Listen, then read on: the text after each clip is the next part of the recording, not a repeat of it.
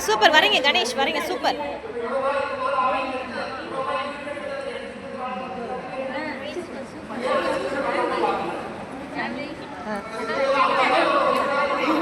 அடிங்க நம்ம அடிக்கிறதா இன்னைக்கு கலரு அடிங்க.